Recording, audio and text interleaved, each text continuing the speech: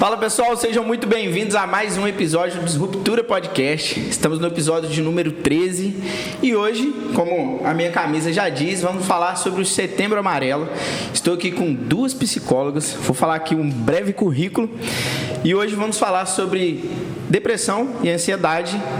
E vamos lá, os currículos aqui nós temos a Nicole, que é formada em psicologia desde 2020 pela Univiçosa, trabalhou 1 ano e meio no CRAS de Senhora de Oliveira, que é uma cidade próxima a gente aqui, trabalha na Prefeitura de Gricema com psicologia educacional em uma escola. Temos também a Ana Carolina aqui com a gente, formada em psicologia no ano passado pela Unipac de Ubar, trabalha com psicologia clínica em atendimentos para adolescentes e adultos 100% online. Meninas, sejam muito bem-vindas aqui à nossa casa. Vocês são bem-vindas aqui sempre. Podem fazer a apresentação de vocês para a gente já entrar no nosso assunto extremamente importante hoje. Quer começar? Pode começar. Olá, gente. Meu nome é Nicole, né? Como o Otávio aí já disse, eu sou psicóloga. Atualmente estou trabalhando em Gricema, né? E ele pediu pra gente contar um pouquinho da nossa trajetória aí, de como que eu cheguei até onde eu estou hoje, né? A princípio, vou falar um pouquinho da minha carreira acadêmica, né? Eu formei no ensino médio, né, no terceiro ano, formei no ensino médio e eu não gostava de nada. É isso mesmo. Não tinha nenhuma ideia. Não fazia nem ideia do que eu queria pra mim. Eu não tinha nenhuma preferência, eu não tinha preferência em exatas, humanas, nada me vinha na cabeça quando eu formei no ensino médio, assim. E é um período muito decisivo, assim, você tem que decidir ali com 17 anos o que você vai fazer o resto da sua vida. Então, na época, eu falei assim, eu vou optar pelo que tá no auge aí agora, né? E aí o que estava no auge era engenharia, todo tipo de engenharia. Vamos fazer engenharia, que engenharia tá dando dinheiro. E eu falei, tá, então vamos então. Fui para engenharia civil.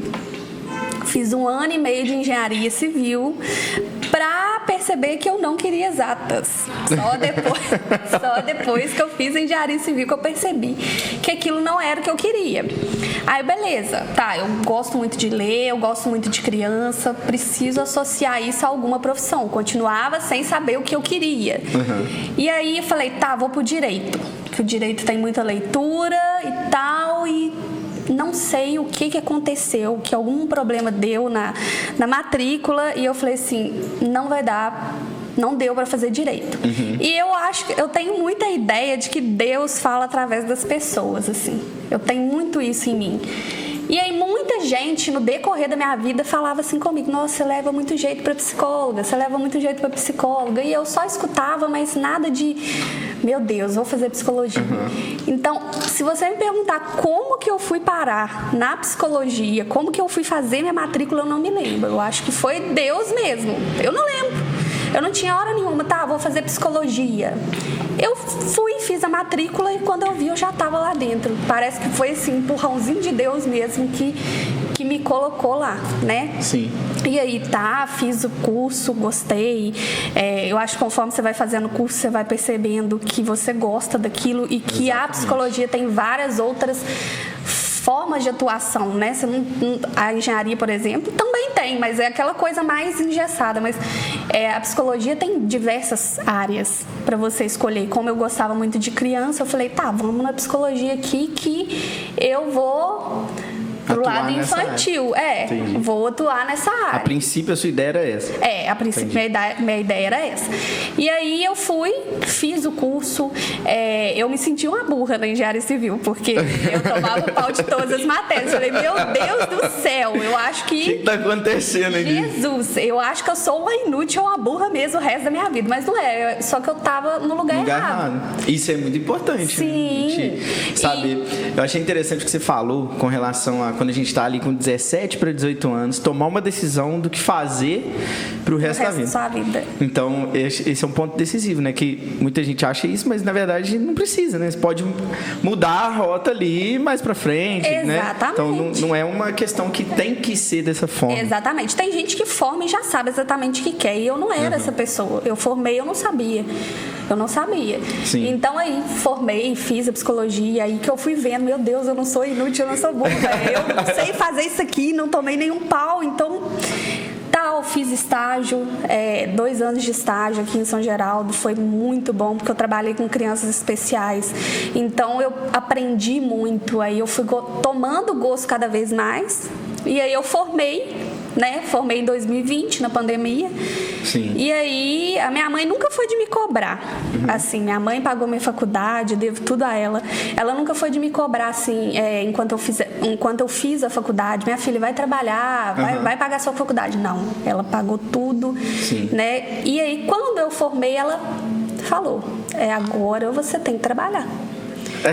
Agora dá um jeito. E eu, tipo jogou assim, um balde de água. Eu recém-formada, pensei assim, meu Deus, como que eu vou conseguir trabalho na área? Não foi na área, né? Uma amiga minha, ela trabalha numa empresa aqui em São Geraldo e ela me chamou para trabalhar no escritório. Falei, beleza, vou meter a cara aí, não tinha nada a ver com a psicologia, mas eu preciso trabalhar. Sim. E aí eu comecei a trabalhar nessa fábrica, fiquei, eu acho que cerca de 3 meses. E um amigo meu que estudou comigo me mandou mensagem perguntando o que eu estava fazendo, que lá no município onde ele estava trabalhando tinha uma vaga para psicologia. E na época, botando no papel, em questão financeira, eu ia ganhar basicamente o que eu ganhava aqui. Porque lá eu ia pagar conta e aqui eu moro com a minha mãe. Mas era a minha experiência, era a minha área, era a minha profissão. Muitas das vezes não é só dinheiro. Não. E eu precisava dessa experiência. E assim, lá é longe, era 2 horas de viagem para eu chegar até aqui. E eu larguei tudo e fui. Muita gente fala, nossa, você foi muito corajosa. Eu não me acho uma pessoa corajosa, mas todo mundo fala, eu não teria essa coragem, que eu larguei, a primeira vez morando fora, eu larguei tudo. Eu fui para um lugar que eu não conhecia ninguém. Eu não conhecia ninguém, eu só conhecia esse meu amigo. E eu fiquei lá, trabalhei no Centro de Referência de Assistência Social, no CRAS. Fiquei lá 1 ano e meio. Né? Aí optei por sair, por questões que lá ia ter concurso, eu já não estava conseguindo ficar tão longe mais. Voltei para cá, fiquei 3 meses desempregada, assim, e eu tinha feito um processo seletivo em Iracema bastante tempo atrás e chegou na minha vez. Ah, que bacana. E agora eu tô em Iracema atualmente, né? Tô trabalhando lá como psicóloga educacional, estou lá desde março. E eu tô gostando muito, é a área que eu gosto, é a área que eu quero, eu faço pós-graduação para isso, que é para trabalhar na área educacional. E aí é uma curiosidade minha mesmo, esse trabalho de psicologia educacional ali dentro das escolas, eu tô te perguntando porque na minha época de escola, se tinha, eu não sabia. Não existia? Não, bacana. E qual que é a sua função exatamente, assim? O que você faz? A psicologia na escola é muito nova, né? Se a gente for parar para olhar. É uma conquista muito nova, é recente, se a gente for parar, né? Para perceber. Muitas pessoas, inclusive no município que eu trabalho atualmente, acreditam que o psicólogo educacional deve atender nas escolas. Mas não, o psicólogo na escola, ele é mais de identificar demandas e encaminhar. Né? Hoje a gente tem muitas crianças com transtornos, né? Déficit de atenção, hiperatividade, autismo. E muitas vezes a escola é o primeiro local onde a gente vai identificar isso. Né? Se os pais não identificam, a gente identifica na escola. Então a gente está ali para observar, ver o que é um aluno levado do que é um aluno que, ele já faz isso mais porque é hiperativo. E aí a gente vai encaminhando, trabalhando mais nesse sentido, de identificar as demandas e encaminhar. Os pais. Sim. Bacana, tá? Sim. Isso tinha que ter na nossa época de escola. Tinha, exatamente. Porque eu fico pensando, né, na minha época, se, né, tivesse esses tipos de serviço nas escolas, poderia ter ajudado muita gente, né? Mas também já é uma evolução. Né? Sim. E assim, até atualmente existe muito, não é preconceito, existe como que eu posso dizer? As pessoas têm dificuldade de entender o papel do psicólogo ali. Sim. Eu falo que psicologia e algumas outras áreas, no podcast do Jean, pra ser sincero, eu não sabia qual era a função do arquiteto até a gente fazer o podcast com o Jean. Porque, mas o engenheiro civil faz, por que o arquiteto, entendeu? E aí eu ficava pensando, por que psicólogo? Aí eu pensava dessa forma, até que eu precisei fazer um tratamento de ansiedade e tudo. Aí eu entendi. E aí eu ficava assim. Aí como eu sou muito observador, né? Aí eu ia pra fazer terapia, sentava e falei assim, o que ele tá fazendo que eu poderia fazer sem ele? Sim. Aí eu que pensei, mas ele não fez nada, eu tô aqui falando só e tal, e ele fala muito pouco. Exatamente. Aí que eu comecei a entender a importância, as técnicas e tudo. Então, Não é, o psicólogo hoje, ele não é só escutar. Né? A gente escuta, a gente estuda o Sim. tempo todo, né? A gente já sai de uma sessão, já estuda o que a gente pode estar fazendo para aquele paciente. Paralelo ao que a gente já sabe. Né? A gente tem sempre que estar estudando e aprendendo cada vez mais. Exatamente. E você, Ana, conta pra gente um pouco da sua história, de como você chegou à psicologia, de como você trabalha hoje, quais os tipos de pacientes, né, de atendimento que você tem. Sim, atualmente eu trabalho na psicologia clínica, eu atendo de forma 100% online e atendo somente adolescentes e adultos. E diferente da Nicole, psicologia sempre foi a minha escolha. Sério? Eu não sei Olha que falar, assim. Dois cases assim no mesmo lugar. Qual foi a virada de chave? Mas eu fiz terapia muito nova, sabe? Desde muito cedo. E eu achava incrível eu ter aquele espaço, aquele lugar, aquela pessoa que me ouvia, me entendia, acolhia as minhas angústias, né? E eu pensei, nossa, quero poder ajudar pessoas dessa forma. Vou ser essa pessoa. E aí sempre falei, vou ser psicóloga, quero ser psicóloga. E aí em 2017, no final do ensino médio, surgiu aquela dúvida, né? Será que é isso mesmo? Pesava um pouquinho. E eu sempre tive vontade de fazer história. Só que aí, na hora de decidir, eu falei, não, vou pra psicologia mesmo. Não descartei a possibilidade de fazer história. Ainda é um curso que eu pretendo fazer. Não para trabalhar na área, mas pelo conhecimento mesmo. Me chama muita atenção. Tanto que no primeiro ano do curso, eu amava, que é só história, né? Só história. Tinha gente que dormia e eu amava. Ficava fascinada. Aí depois dá uma desanimadinha e no final melhora. Mas Os cursos do ensino superior é assim. Primeiro ano, nossa, é arrastado demais. Você A gente assim, estuda um punhado de coisa que a gente não sabe de nada, não tem nada. sabe, não vai usar depois. Você volta e fala assim, pra que eu tô fazendo isso? É desse jeito. Mas eu sempre fui muito curiosa de querer saber quando, quem foi, tudo começou quando, de onde surgiu. E aí eu sempre me interessei muito pela história das coisas. Bacana. E hoje o seu atendimento é 100% online? 100% Você online. já atende regional? Já tá... Nossa, é assim, fora do parâmetro. Eu comecei atendendo paciente de São Paulo. E eu fiquei toda, né? Em São Paulo. Aí eles indicam muito, sabe? Hoje eu tenho paciente de Curitiba, de Pindamonhangaba, que é São Paulo, da Bahia. Aí até que a primeira paciente que veio de fora, ela mora no Chile, mas é brasileira, de BH, morando no Chile. E agora eu tenho um paciente de Brasília, que mora na Austrália. Que Muito legal. É uma Já tô profissão estrangeira. Que você pode expandir mundo, né, cara? Você pode ter, você tem um computador ali, tem uma câmera e a internet vai te levar para qualquer lugar. Muito bacana. E o atendimento online ele foi um marco, né? Ele explodiu na pandemia e hoje em dia é raro você ver um paciente ir até uma clínica, né? Se deslocar, ir lá para receber atendimento. Hoje em dia é mais online mesmo. É uma curiosidade minha até. Em alguns casos, eles fazem no caso o psicólogo pode fazer algum tipo de intervenção e falar assim, não, vem cá, eu preciso que você venha no frente a frente. Existe esse... Assim, não sei, às vezes a pessoa chega com uma situação tão grave que às vezes ele fala assim, não vamos fazer online, vamos pro presencial. Existe essa possibilidade, né, ou não? Eu acredito que não. Eu também nunca percebi essa necessidade. Quando o atendimento é online, ele é 100% online mesmo, assim. Porque as intervenções que a gente faz, né, frente a frente, a gente consegue fazer online também. Né? Muitas vezes, por exemplo, um paciente que está passando por uma ideação suicida ou algo do tipo, a gente disponibiliza o nosso contato para o paciente estar poder ligando ou se comunicando com a gente em qualquer horário. né? De repente, alguma questão algum pontual. momento de crise, tá ali prestes a cometer algo, dá uma ligada e a gente ter essa disponibilidade de atender esse paciente Isso também. é extremamente importante, né? Ter esse apoio ali no momento. Porque é uma parada que às vezes a família não é que não consegue, é que às vezes não sabe como dar esse tipo de apoio. Tem as técnicas, né? As estratégias que a gente consegue ter. Não, muito bacana. E é muito importante você falar isso, né? Não sei se você percebe. Porque eles ficam com receio de incomodar. Ah, não quero incomodar. E deixar isso bem claro. Não, estou à disposição. Estou me colocando à disposição. Não é um incômodo. É importante mesmo. Verdade.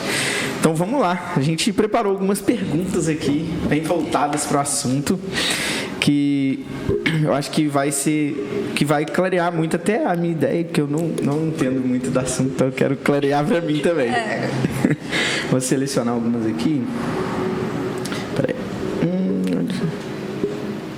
Essa aqui é muito importante, ó. Essa daqui, inclusive, é uma curiosidade bem minha.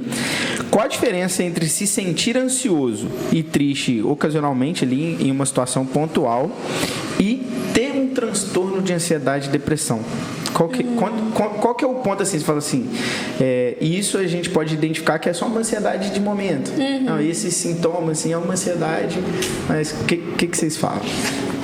Então, a ansiedade, ela é um instinto, não é um instinto natural que o ser humano tem. A gente existe, né? A gente nasce com ansiedade. É uma ansiedade adaptativa, né? Por exemplo, para vir aqui hoje, eu fiquei ansiosa, né? Eu fiquei ansiosa, porém, antes de vir, porque estava para acontecer um evento, digamos assim, que ia... um evento que é fora da rotina, que eu esperava, que eu queria estar aqui. Então eu fiquei ansiosa. Só que enquanto eu estou aqui ou depois que eu sair daqui, essa ansiedade vai passar. Né? Isso é ansiedade adaptativa.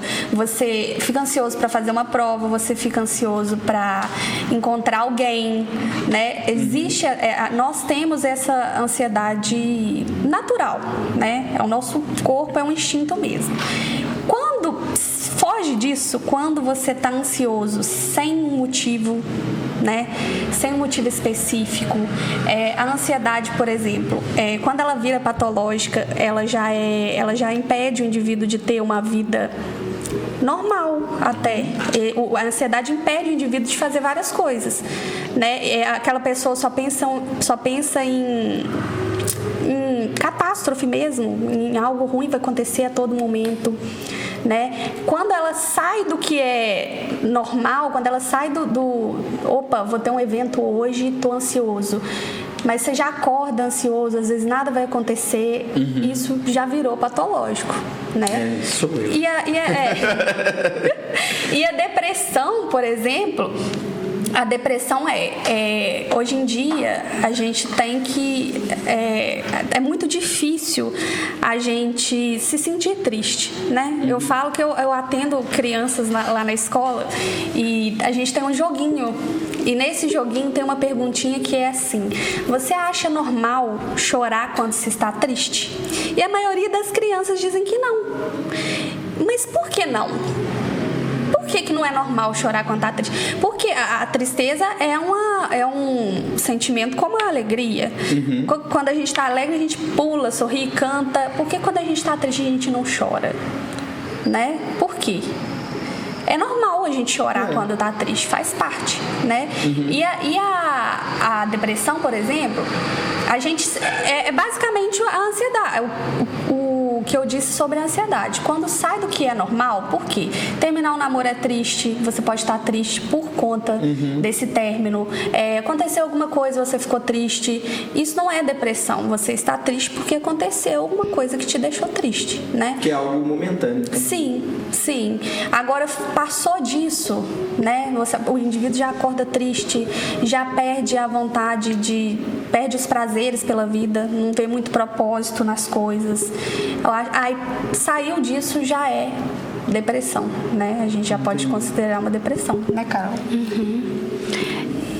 Pode falar. E a ansiedade e a tristeza, elas são emoções. Todo mundo sente ansiedade e tristeza. Todo mundo. Uma criança sente ansiedade e tristeza. Um idoso sente ansiedade e tristeza. Todo mundo. Só que em certos momentos, essa ansiedade ela vem de forma disfuncional. Aí que tá o perigo, né? Porque a ansiedade funcional, igual o exemplo que a Nicole deu, ela ficou ansiosa para vir e isso motivou ela a se preparar para estar aqui. Essa é uma ansiedade até boa, né? Quando você tá ali ela te obriga a dar o seu melhor, né? Agora, a ansiedade disfuncional é aquela que fica pensando, não vai dar certo, eu não vou conseguir, eu preciso desmarcar, preciso fugir, sabe? Ela te faz fugir das situações e não encarar e não dar o seu melhor. Se você tem uma prova, por exemplo, a ansiedade ela vai te fazer estudar, né? Pensar nos documentos que você precisa levar para fazer essa prova. De certa forma, ela até ajuda, né? E você já vai confiante, sabendo que você estudou, você deu o seu máximo com as condições que você tinha naquele momento. A ansiedade disfuncional te trava, você não consegue nem estudar, tampouco ficar calmo, né? Durante a prova. Exatamente. Eu passei por isso quando eu tava fazendo o CRC. Aí, tipo, eu fiz... Foram, acho que 5 vezes. Nas 4 que eu não passei, eu sempre batia ali, na beirada. E eu ficava muito ansioso. Aí na hora que eu estudava, mordia os cantos da unha, tudo.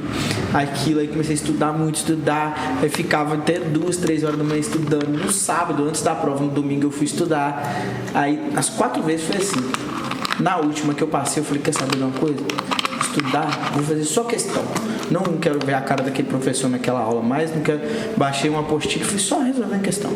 Aí sentava um dia, falei, hoje eu vou fazer 10. Aí ela fazia as 10, encostava, voltava só no outro dia. Falei, hoje eu vou fazer só 5, hoje não quero fazer 10 não, vou fazer só 5 e fui. Aí no sábado, eu nem a mão no caderno, coisa, eu fui. Tinha um aniversário de um parente da Bruna, eu fui pro aniversário, no outro dia eu fui fazer prova, deu tudo certo. Tá vendo? Tirou um pouco da atenção, né? Aí o que eu não estudei direito, que eu só fiz exercício e resolveu o problema. Porque antes eu ficava muito ansioso. Nossa, eu mordia os cantos da unha, assim, tudo. E te impedia, talvez, E aí nada entrava na minha cabeça. Nossa, foi... E essa ansiedade, igual a Nicole falou, é a ansiedade adaptativa. Agora, o transtorno de ansiedade, ele impacta em todas as áreas da sua vida. É o que ela falou mesmo. Você vai acordar num belo dia, não vai ter nada acontecendo, mas você vai estar sentindo todos aqueles sintomas de ansiedade. Pensando que o mundo vai acabar, assim, que tá tudo bem. Exato. Porque é só abrir a janela e olhar assim, olha que dia lindo. Não, eu falo porque eu tenho transtorno de ansiedade até mesmo antes de começar a fazer psicologia. Eu tenho e assim, né, a gente tem que estar sempre fazendo terapia, todo mundo fala, mas você é psicóloga, tem sempre isso, né? Mas você é psicóloga, você não era pra estar sentindo isso.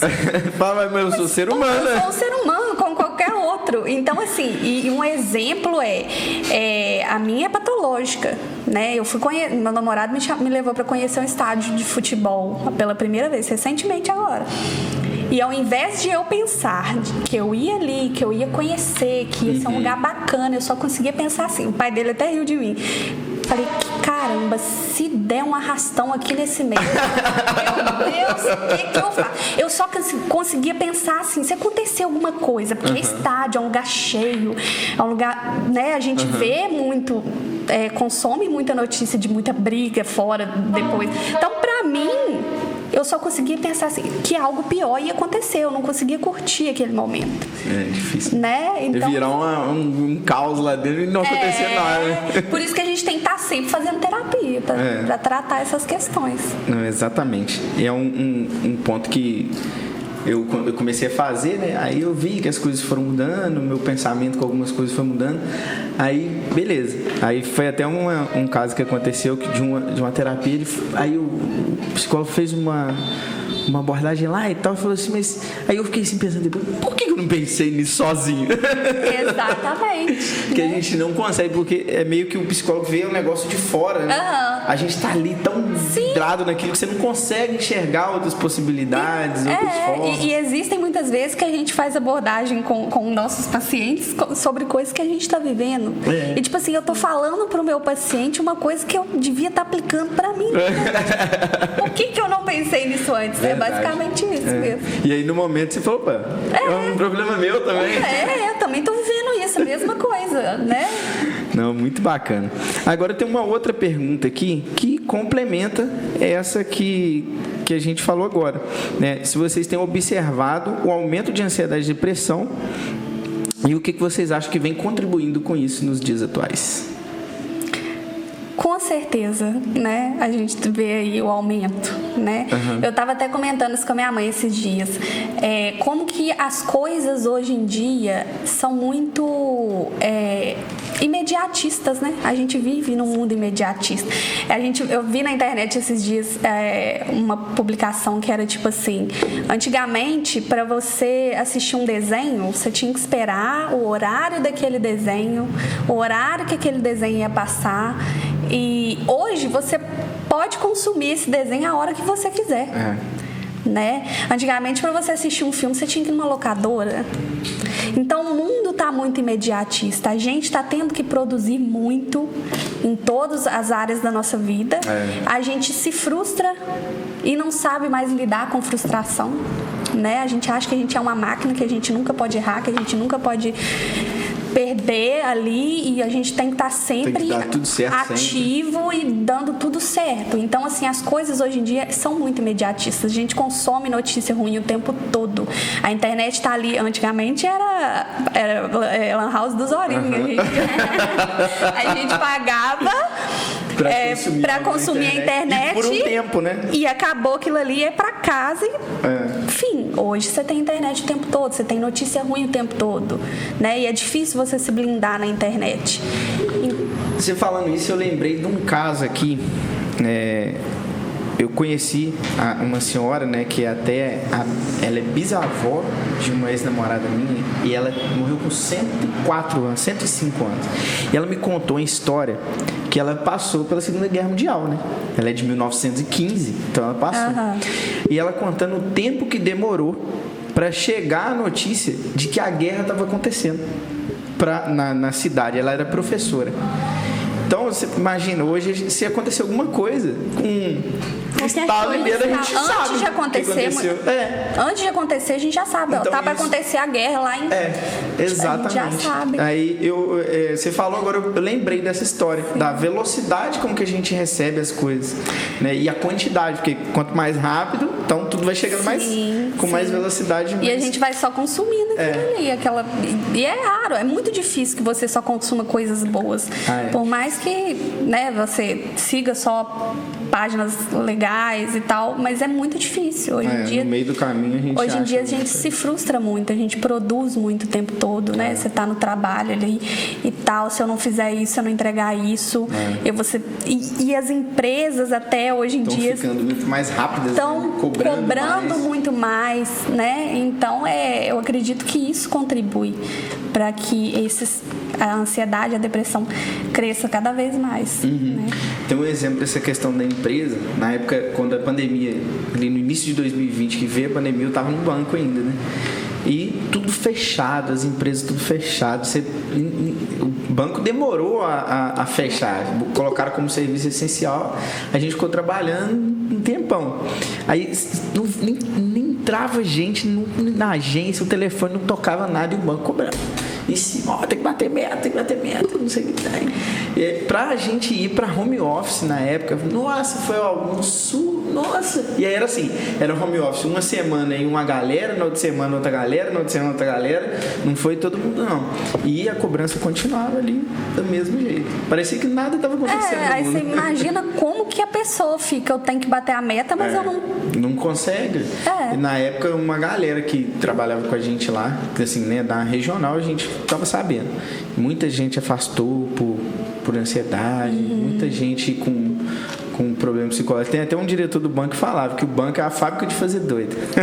Assim, né? Lógico que era uma frasezinha dele que nossa, muita gente na época, as meninas falavam que tem um remédio que para ansiedade, esqueci o nome.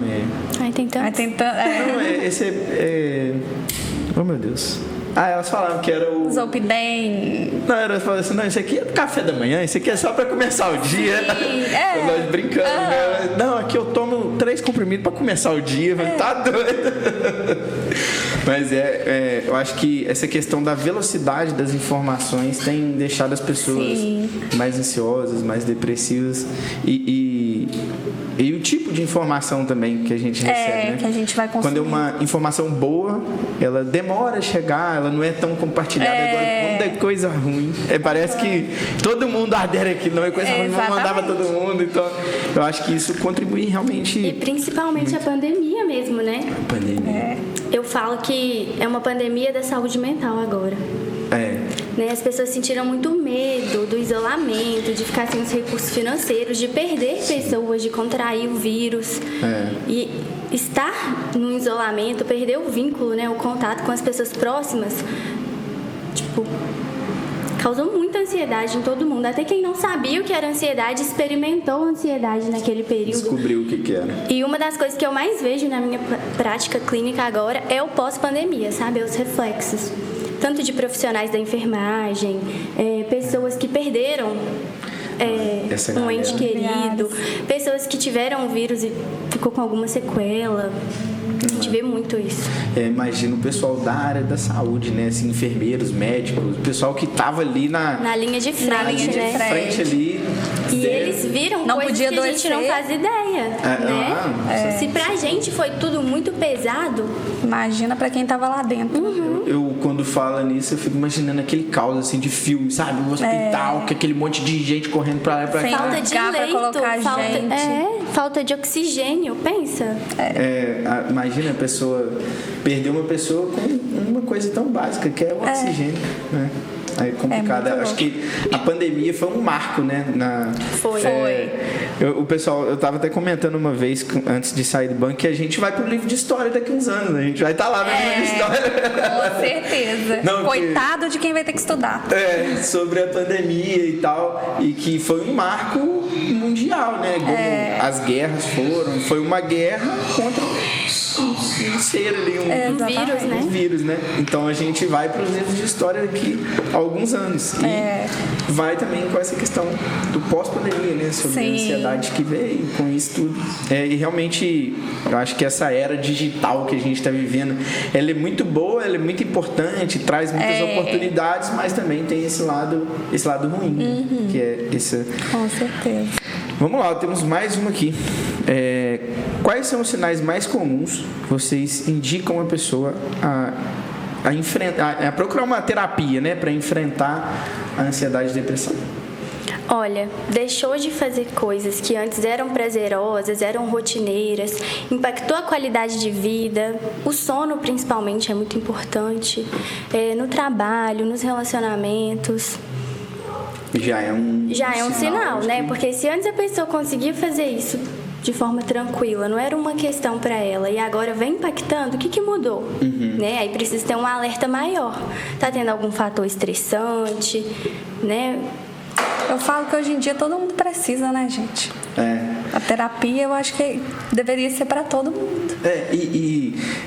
A minha irmã até brinca, ela fala que os nossos pais tinham que fazer pra gente não precisar. Sim, exatamente. Né? Ela fala essa frase. E realmente, de alguns anos pra cá, principalmente da pandemia mesmo pra cá, tomou uma proporção que eu acho que não tem, os psicólogos não vão conseguir atender a quantidade de pessoas que necessitam de terapia. Mas ainda assim, as pessoas ainda têm uma resistência em procurar. Acho que por mais que a gente tenha conseguido conquistado muito espaço após a pandemia, ainda há muita dificuldade de alcançar várias pessoas, né? Igual você mesmo falou, os nossos avós precisavam fazer. Hoje em dia, se você conversar com uma pessoa mais velha, eles falam, não preciso disso não. Mas precisa. Só Meu que... avô mesmo fala, o que adianta? Você não vai dar remédio? Fala desse jeito. Só conversa? Sim. Mas existe ainda esse preconceito sobre o que é a psicologia, o que é uma terapia, né? Então, mas antigamente não existia. Existiam os problemas até maiores do que existem hoje, mas antigamente as pessoas não procuravam ajuda, né? Por isso que hoje em dia procurar ajuda é uma coisa... As pessoas têm um preconceito com quem procura ajuda. Não, você deve procurar ajuda. Você tem que saber que você né, consegue sair dessa situação que você está vivendo com a ajuda de um profissional? Não, isso aconteceu comigo. Quando eu sofri com uma questão de ansiedade, é uma questão pontual, né? Que vinha. Aí foi o que a Ana falou, começou a me tirar os prazeres. Eu adoro fazer trilha de moto, não estava querendo mais. Tipo assim, algumas coisas que eu fazia, eu não estava conseguindo mais fazer. E aí eu falei assim, eu tinha um preconceito, né, sobre isso, aí eu falei assim, não, tá tranquilo, eu vou resolver isso. Devagarzinho eu vou colocando minha cabeça no lugar e vou conseguir. Aí tinha dias que eu tava bem, tinha dias que não. Aí tinha dias que eu falava assim, meu Deus, que eu vou levantar pra quê? Aí começou. Aí eu falei, quer saber? Deixa eu largar esse preconceito de lado, vou procurar. Aí lá em casa é assim, né? Quando se trata da área da saúde, aí eu vou na minha irmã, Juliana, me indica aí um psicólogo, alguém e tal. Aí ela falou, não, vai nesse aqui e tal, aí beleza. Aí eu fui, fiz a primeira sessão e tal. Aí depois a minha irmã falou, ela falou, você fez o que muita gente não faz. Que é falar assim, eu não consigo sozinho. Eu preciso de ajuda. Que eu acho que muita gente faz isso. Sim. Não, eu vou resolver sozinho, não precisa não. Esse é o primeiro passo, né? E o segundo é você permanecer ali, né? Porque muita gente não tem paciência para lidar com o processo. É um processo. É um trabalho de formiguinha, né, Nicole? Sim. De sessão em sessão, com muita paciência. E as pessoas acham que terapia é só quando você tá mal. Não. Né? Eu tenho pacientes que atualmente, por exemplo, pararam a terapia. Eu tenho certeza que quando o bicho pegar, vão mandar mensagem. Socorro! Exatamente. Então, assim, é um processo. Você tem que continuar ali. Porque, essa semana eu tô bem. Opa, não preciso mais não. Precisa sim. Né? Porque... É pra manter, né? Sim. E não que você vai ficar dependente de um psicólogo pelo resto da vida, mas você tem que conseguir encontrar meios de lidar com as suas questões sozinho. E é na terapia que você vai aprender isso. A gente não te diz o que fazer, a gente te ajuda a você encontrar em você os meios que você precisa. Vai trazendo à tona as opções que a gente tem. Então, se um paciente me procura quando o bicho está pegando, é porque ele não sabe ainda. Ele ainda não sabe lidar com as coisas, com as questões dele sozinho. Exatamente. Né? Principalmente na TCC, que é a abordagem que eu atendo. A gente incentiva o paciente a ser o seu próprio terapeuta. Então, a gente vai dando as ferramentas, né, vai psicoeducando para ele observar melhor a qualidade dos pensamentos dele, o quanto aqueles pensamentos impactam nas emoções dele, para ele conseguir lidar com todas as frustrações da vida sozinho. Esse é um dos principais pilares, né, da TCC, incentivar ele a conseguir ficar bem sem nós. Como se disse, eles trazem o cliente, mas para ele ir embora com o tempo. Sim, né? Ele não pode ficar ali dependente daquilo. Pro resto da vida. Tem que ir lá, aprender como lidar e vai embora e segue a vida. Com certeza. E pronto.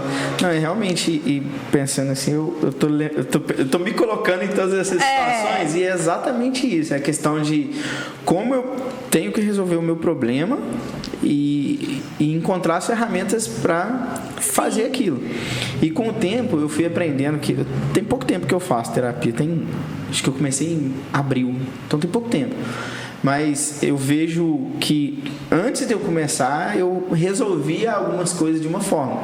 Agora, quando acontece alguma coisa, eu era muito impulsivo. Acontecia uma coisa, eu falei, não, tem que resolver isso aqui agora.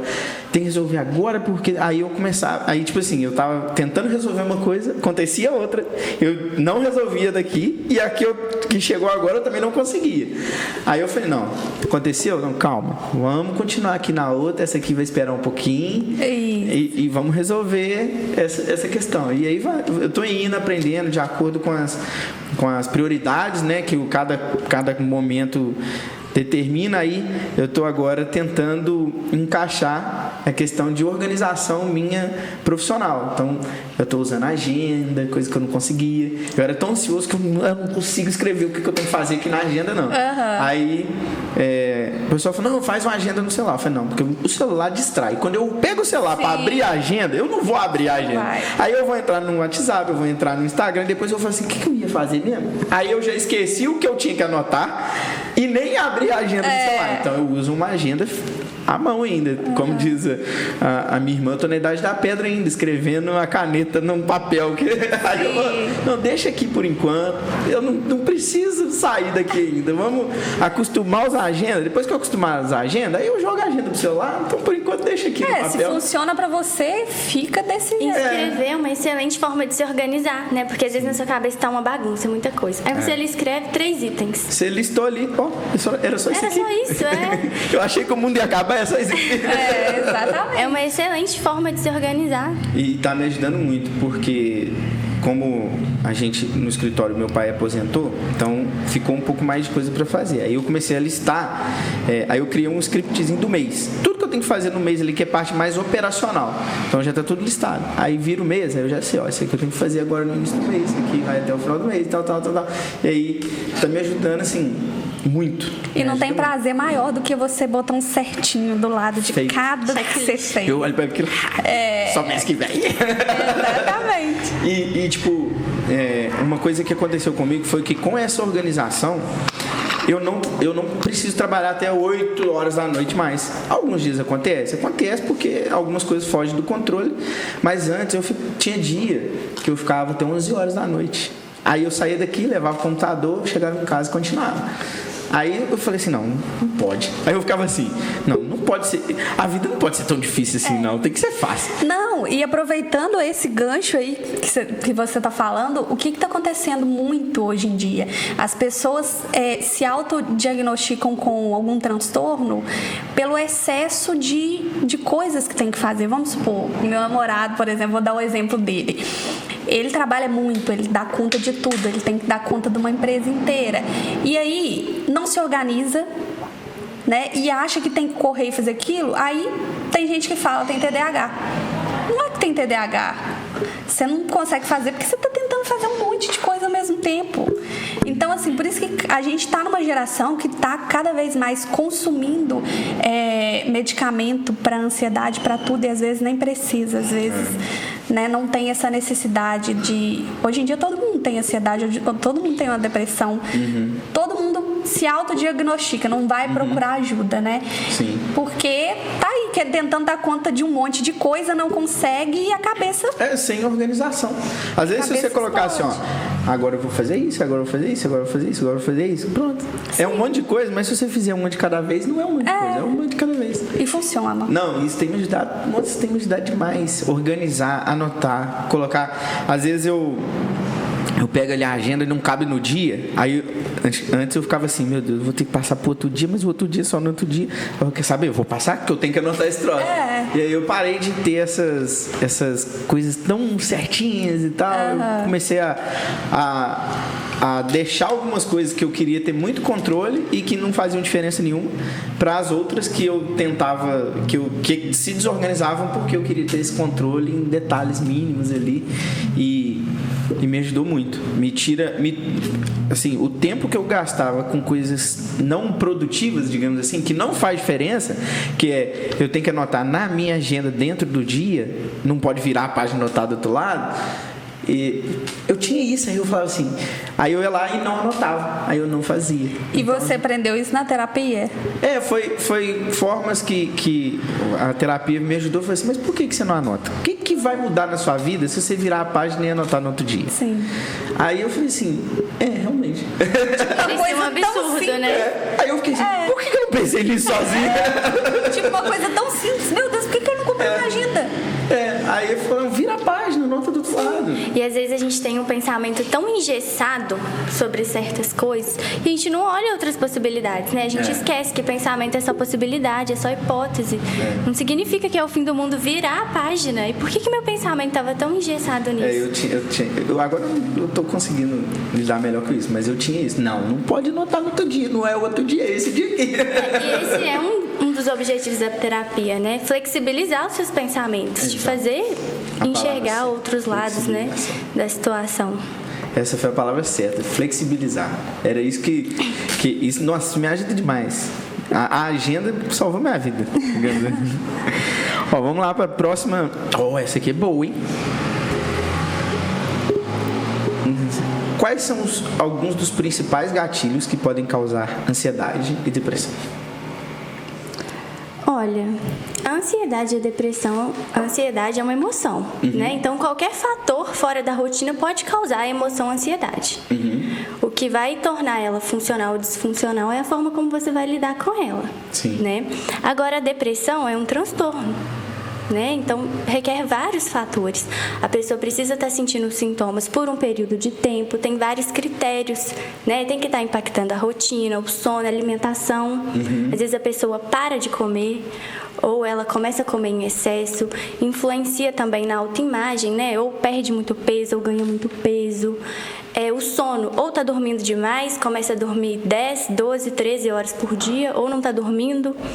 E aí tem algum dos critérios para fechar um diagnóstico de depressão. E aí tem uma junção da psicologia com a psiquiatria também, né? Sim. Padrão ouro para o tratamento são associações, né? Os dois. Você falou a palavra certa, e a junção, porque muitas vezes as pessoas preferem ir para o lado mais fácil, que é a psiquiatria, que é o medicamento, e vou tomar só isso e tá tudo bem. Não, é uma junção mesmo, né? Você precisa da terapia junto com a psiquiatria, né? Eu falo disso porque foi o meu caso. Eu fui no psicólogo na primeira sessão, ele falou, vou te indicar para um psiquiatra, mas aí ele me explicou, ele falou, a função dele é te ajudar, junto com a terapia, ele vai te tirar desse sofrimento momentâneo. Eu não estava dormindo, eu dormia tipo 11 horas da noite, 3 horas da manhã eu acordava, parecia que eu acordava ligado no 220 com a bateria em 100%. Aquele pico de energia. Só que aí dava 2 horas da tarde, eu estava morto já, aí eu estava arrastado o resto do dia. Ele falou, a gente vai incluir a psiquiatria, o psiquiatra vai ajudar nesse curto prazo, mas a terapia é o que vai te levar pra frente. Porque o medicamento, ele te ajuda a tratar o sintoma. O que você tá, né? A terapia, ela vai te ajudar a tratar o que tá causando isso. Porque o sintoma, ele existe por conta de alguma causa, né? Mas o que tá causando? A gente tem que pegar lá na raiz do problema, né? Não só tomar medicamento e o problema continuar existindo ali na sua cabeça. Exatamente. Foi o que aconteceu comigo. Eu juntei os dois, aí consegui. Quando o meu sono melhorou, aí eu conseguia ir fazer exercício físico, porque eu ia na academia às 6h30 da manhã. Quando eu acordava às 3h30 da manhã, não dava. Porque aí se eu fosse na academia às 6h30 da manhã, eu tava morto. Aí eu consegui ir na academia, aí eu comecei a ajustar o sono, aí o meu humor... Nossa, o meu humor foi o que mais... Nossa, dava... 8 horas da manhã eu tava num mau humor, que não podia nem falar bom dia comigo. Eu era bom dia só pra você. Eu tava desse jeito. Sim. Aí eu comecei a melhorar o meu humor, aí começou a melhorar meu sono, aí começou a melhorar tudo. Aí foi chegando ao final, eu tomei o remédio, mas foi por um período. Foi por 2 meses só. Aí foi por um período, mas chegou no final, eu tava dormindo igual um bebê. Você olhava e falava, nossa, como é que bonitinho dormindo. Exatamente. E aí às foi vezes melhorando. O paciente, ele vem tão engessado que ele não consegue flexibilizar os pensamentos. E aí que a gente entra, não, vou te dar um encaminhamento, vai no psiquiatra, que a medicação ajuda ele a flexibilizar mesmo os pensamentos e aderir à terapia. Porque a gente está falando, a gente está criando estratégia, a gente está tentando, mas para ele não faz sentido, sabe? Tá tudo muito intenso. E aí a medicação vai ajudar nesse sentido. O dia que eu fui no psiquiatra, aí depois eu comentei com a minha tia, né? Ela falou assim, tá de parabéns essa psiquiatra, porque ela falou comigo assim, ela falou, eu tô te ajudando agora, mas o que vai te ajudar de verdade é a terapia com o psicólogo. Ele falou, eu tô aqui só para intervir. Quem vai te ajudar de fato não sou eu. Aí eu contei isso pra minha tia, ela falou, é raro um psiquiatra falar isso, porque tipo assim, ela deu o mérito ali ao psicólogo, entendeu? Sim. Falou, quem resolve é ele, eu vou só ajudar. E é raro mesmo. É raro. Aí ela falou comigo, aí eu fiz as coisas direitinho e tal. Aí até o primeiro remédio estava me fazendo muito mal, aí eu troquei e tal, aí agora já nem tô tomando mais não, mas foi assim, naquele momento ali foi o que me ajudou, assim, eu acordava, o meu pensamento era tão acelerado naquele momento, que eu acordava assim, eu falava assim, meu Deus, eu tenho que fazer isso, tenho que fazer isso, só que eu não anotava, eu não tinha o hábito da agenda. Aí aquilo era 3 horas da manhã. Você vai fazer o quê 3 horas da manhã? Fazer nada. Você tinha que estar dormindo 3 horas da manhã. Aí Aí eu tentava, rolava na cama pra lá, rolava aquele troço e tal. Aí eu falei assim, quer saber? Vou ter que resolver isso. Aí foi. Aí agora não. Aí eu acordava 3 horas da manhã. Aí sabe quando você acorda, você tá meio grog assim? Ó? Aí eu não penso em nada. 3 horas da manhã. Sabe que coisa boa. Nossa, na hora de pensar mesmo. Exatamente. Me ajudou muito. Essa junção dos dois me ajudou muito. Sim. Então vamos continuar as nossas perguntas aqui.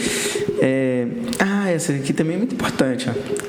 Existem equívocos comuns que as pessoas têm sobre ansiedade e depressão.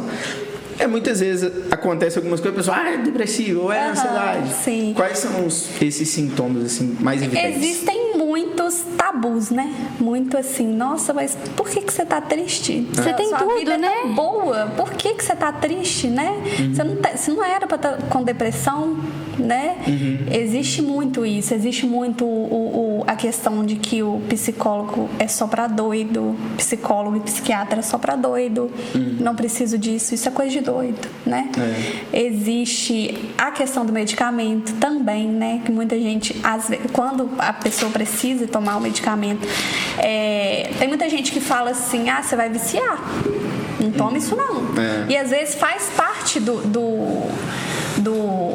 né? Faz parte do tratamento. Você precisa, sim, de um medicamento para continuar, igual foi o seu caso, igual que você falou. Eu tomei por um tempo, depois eu o meu foi parei, né? 3 meses.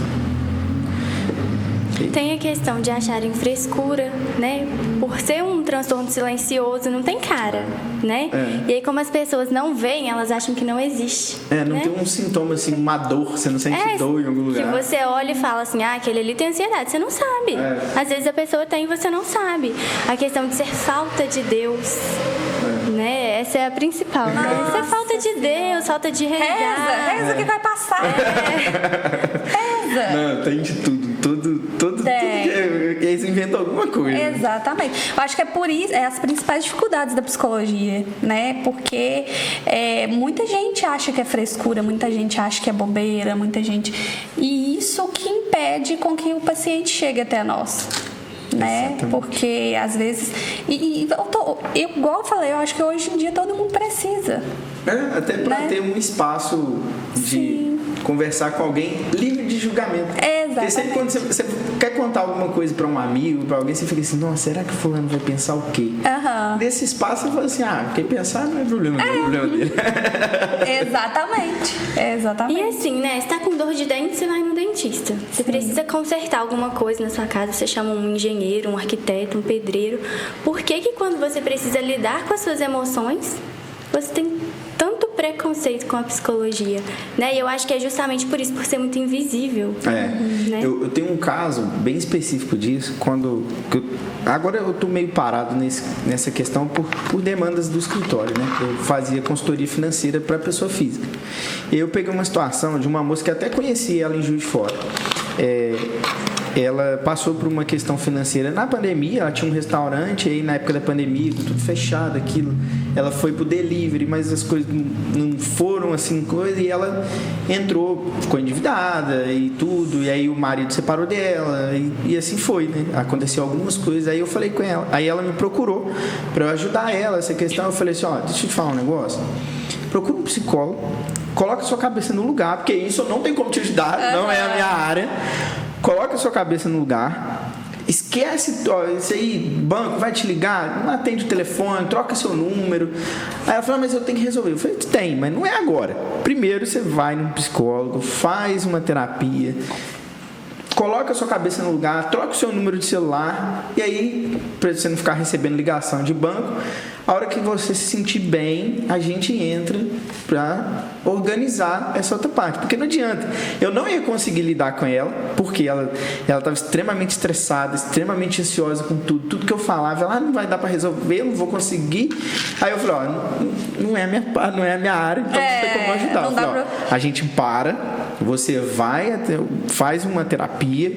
Quando você sentir que a sua cabeça está no lugar, que você vai conseguir, qual que era o problema que eu estava enfrentando, que eu notei que ela precisava. Tudo que eu falava com ela, ela tinha 2, 3 argumentos negativos para aquilo. Falava assim, mas eu tenho que ir lá, eu tenho que fazer, eu tenho que levar esse documento, aonde que eu pego? Eu tenho que ir Aí eu falei, cara, não tem como. Tudo que eu tô falando pra você fazer, tá errado, vai dar errado. Então, primeiro, coloca sua cabeça no lugar, depois a gente volta. Aí, ficou uns 3 meses. Aí ela foi me mandou mensagem, a gente voltou a conversar. Aí fomos organizando, falou, ó, vamos, como ela é uma senhora mais de idade, assim, na época ela tinha 48 anos. Ela não é muito ali do hábito com computador, não é muito de hábito com celular. Eu falei, então pega aí um papel, vai anotando. Anota isso, anota aquilo. Aí ela foi colocando em ordem. Eu falei, ó, agora você vai em cada um dos lugares, vai no banco tal, vai no banco tal. Vamos dividir entre a sua pessoa jurídica, a sua pessoa física. Aí fomos colocando, e ela fazendo terapia, aí foi. Aí foram 6 meses que eu ajudei ela. Aí foi agora, deve ter uns 2, 3 meses, ela me mandou mensagem. Ela consegui resolver tudo. Aí eu falei, a terapia tá fazendo, ela continua. Cara, não adiantava. Naquele momento ali eu não ia conseguir ajudar ela. Ia acabar que ela ia ficar ainda mais nervosa, porque ela ia estar gastando mais dinheiro e não ia conseguir. E no final, ainda tinha o problema de eu sair como ruim da história ainda. Aí eu falei, não, vamos parar, resolve isso, depois a gente volta. Não, que bom que você conseguiu ter esse olhar, né? Porque muita gente não às vezes é só um toque que a pessoa precisa, ou faz uma terapia. Aí eu falei com ela, e ela conseguiu, aí inclusive ela conseguiu, ela e o marido se acertaram, voltaram. Ah, você salvou a vida. E ela fala até hoje, ela, não, você me ajudou muito, eu nem imaginava que eu precisava de uma terapia. Eu falei, cara, tem que fazer, ué. Sim. Entendeu? Então, e aí foi quando eu comecei a entender que eu também precisava. Exatamente. Que não era só falar pra ela, e eu também tinha. Não, é muito importante isso. Vamos lá, agora mais uma aqui. Quais são as principais abordagens terapêuticas para tratar ansiedade e depressão? A gente trabalha, né? Quando a gente está fazendo o curso, a gente tem que escolher uma abordagem, tem uma abordagem teórica para a gente seguir, né? Seja psicanálise, terapia cognitivo-comportamental, humanismo, né? E assim, a que eu escolhi, e a Carol também, né? Que a gente hoje percebeu que a gente está no mesmo caminho, é a terapia cognitivo-comportamental, que ela trabalha com a seguinte ideia, de que não é uma situação, né? Um acontecimento que define, que te muda. É a forma como você vê esse acontecimento. Aconteceu, né? Um evento traumático. Beleza. Mas foi o evento traumático que te mudou ou a forma como você lidou com ele, a forma como você viu, né? Então, assim, hoje em dia na terapia cognitivo-comportamental existem diversas abordagens que a gente pode estar trabalhando com o paciente para ele entender o que pode estar causando essa ansiedade, né? Olhar na depressão, no caso da depressão, quais são os gatilhos que essa pessoa tem, né? Fora, paralelo à abordagem também, tem a questão que eu acho que não é novidade para ninguém hoje em dia, que o exercício físico, por exemplo, vem sendo aí um dos principais remédios para a gente tá, né, liberando hormônios ali que nos ajudem a nos sentir melhor, alimentação, né? Então façam, já viu aquele meme assim, você é uma plantinha com sentimentos, então se regue, então faça terapia, tome sol, eu acredito que é mais por esse caminho, né? Eu falo que uma das minhas terapias é fazer trilha de moto. Sim. Tem hora que eu tô andando de moto, vai aquele troço assim, eu vou conversando comigo mesmo. Eu vou, a trilha inteira, eu vou conversando comigo mesmo. É bom demais. O famoso não é terapia, mas é terapêutico. Exatamente. Sim. E aí é que tá. Quando você deixa de ter prazer por algo que você gosta muito, aí alguma coisa tá errada. Então, se você gosta muito de fazer trilha, é uma coisa boa pra você, é terapêutico, então, ótimo. Eu acho que todo ser humano tem que buscar algo que ele goste. Buscar sua trilha de moto. Busquem sua trilha de moto. Eu falo com a Bruna assim, nossa, tô gastando muito, vou vender minha moto. Ela, não vende não. Ela deixa a caixinha. Não vende não, bobo, porque você precisa dela. Vai arrumar um problema depois. Não, é muito importante isso. E agora tem uma outra pergunta aqui, que essa pergunta, eu acho que a gente vai falar bastante sobre ela. Qual a importância do apoio familiar e social durante o tratamento? Nossa, rede de apoio é tudo, né? Tudo. Eu acho que, em primeiro, é a família entender o que aquela pessoa está passando. Eu acho que é o primeiro passo. Não julgar. E não julgar. Porque, meu filho tá dentro do quarto, meu filho não sai, mas bobeira. Preguiça, né? Não, você tem que entender, seu filho tá com um problema. O que tá acontecendo? O que tá acontecendo, né? E principalmente em casos de depressão, é quando a pessoa sente que ela perdeu os prazeres da vida, né? Então, ter a família próximo, né? Ter a rede de apoio, mostrando para aquela pessoa que a vida dela é importante, que é importante que ela esteja ali, que as coisas que ela faz são importantes, né? Eu acho que isso faz toda a diferença. A família apoiar a pessoa nesse momento e não afastar. Porque, assim, até amigos, né? Vamos mais além. Falando de amigos, por exemplo. Tem muitos amigos que se afastam quando o amigo tá passando por um período. Porque assim, tá sempre acostumado à festa, vamos sair, aquele amigo ali, aí quando ele tá passando por um período mal, poxa, não serve pra mim mais, né? Então, assim, é muito importante que todos estejam ali em prol daquela pessoa, né? Entender o que aquela pessoa tá passando. E a gente passa um tempo muito curto com o paciente, né? 50 minutos. Uma vez por semana, a família tá ali o tempo todo. E assim, rede de apoio é muito importante, desde que seja aquela rede que acolhe, que orienta, que conversa, que tem paciência, né? E não aquela rede de apoio que julga, que faz piadinhas, né? Tipo, levanta daí, vai procurar uma namorada. A pessoa não consegue escovar o dente, não consegue tomar um banho, entendeu? Não sabe o que.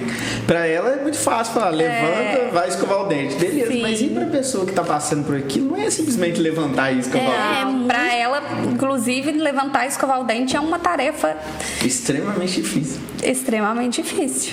Você falou uma frase aí que eu achei muito legal, que é sobre toda tarefa que a pessoa faz, às vezes ela sente que não é importante. Na verdade o simples fato de levantar e escovar o dente é uma tarefa extremamente importante. Porque se você não fizer isso, com o tempo, daqui a pouco você não vai ter ele para escovar. Exatamente. Não, e a pessoa depressiva, ela sente que ela não tem valor. Ela sente, por exemplo, assim, se eu morrer hoje e amanhã, semana que vem, minha família vai sofrer, mas semana que vem tá todo mundo bem. Ninguém precisa de mim aqui. Minha presença não faz falta. Então, por isso é importante a rede de apoio, né? Sim, eu te amo, você é meu filho, você é meu marido, né? Eu amo você, eu amo a sua vida.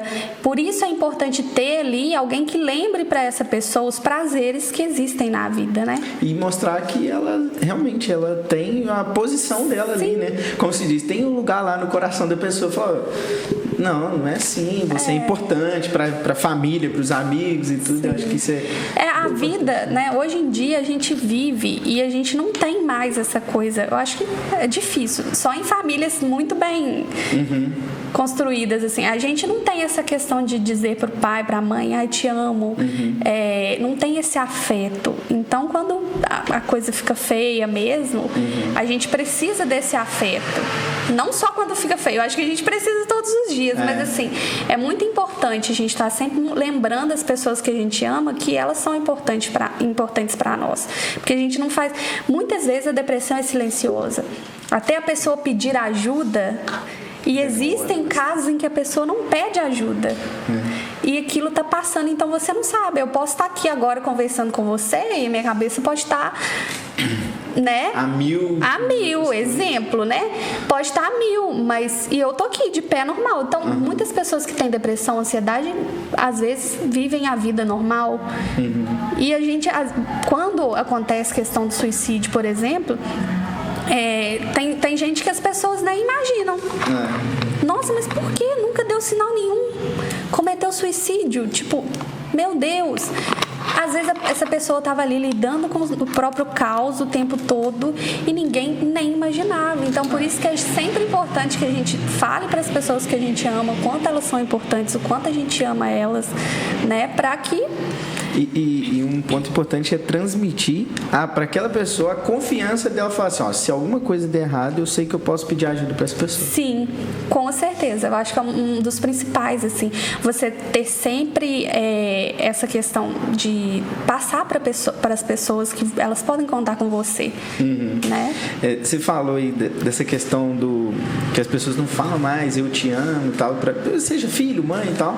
Aí eu vi um corte de um podcast há alguns dias atrás do Ícaro de Carvalho, que ele fala assim: se a sua mãe ou seu pai ou um familiar seu estiver precisando da doação de um órgão, você fala assim: eu morro pelo meu filho, eu morro pela minha mãe. Aí ele fala assim: mas cara, vive por eles. Sim. Fala, faça um exercício, sai pra caminhar, quando a pessoa fala assim: eu quero um copo d'água, vai lá e pega um copo d'água. Não vai, não vou pegar esse copo d'água, não, levanta daí, seu preguiçoso. Mas a pessoa fala: não, eu morro por ela. Ele fala: cara, vive por essa pessoa. É capaz de morrer, mas não é capaz de viver, né? Existe uma frase que roda aí pelas redes sociais que se eu morrer hoje, eu sei que amanhã eu vou ganhar mais flores e mais palavras bonitas do que eu ganhei em toda a minha vida. Tipo, eu precisei morrer para receber tudo isso.